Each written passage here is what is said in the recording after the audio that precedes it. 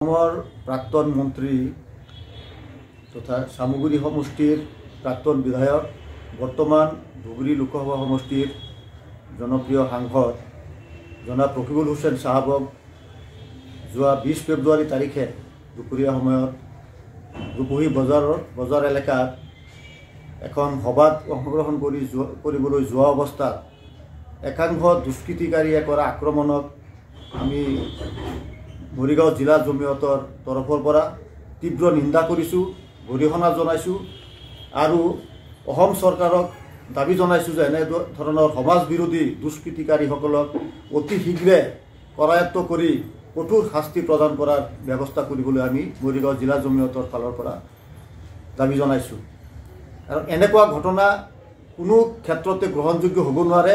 এজন জনপ্ৰতিনিধি তথা এজন সাংসদক দিন দুপৰত আৰু তেওঁৰ লগত থকা দেহৰক্ষীক এনেকৈ আক্ৰমণ কৰিছে, বৰ্বৰভাৱে আক্ৰমণ কৰা কাৰ্য সঁচাকৈ নিন্দনীয়, গৰিহণাযোগ্য।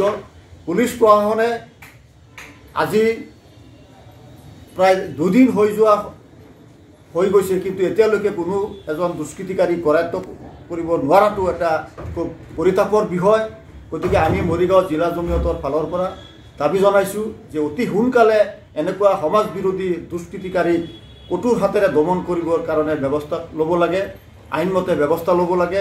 কাৰণ যাতে এনেকুৱা ঘটনা পুনৰাই কৰিবলৈ কোনেও সাহস নকৰে। আজি দেহৰক্ষীজনক যেনেকৈ আঘাত কৰিছে, যেনেকৈ মাৰধৰ কৰিছে, আৰু এইবিলাক স্পষ্ট, ইয়াত কোনো সাক্ষীৰ প্ৰয়োজন নাই। কাৰণ তেওঁলোকক ভিডিঅ' ফুটেজত দেখা গৈছে তেওঁলোকে এনেকৈ আক্ৰমণ কৰিছে। আমাৰ সাংসদজনক যেনেকৈ মাৰিছিলে, তেওঁৰ মূৰত হেলমেট নাথাকিলেতো তেওঁৰ হয়তো কি হ'লহেঁতেন এইটো ওপৰৱালাই জানে।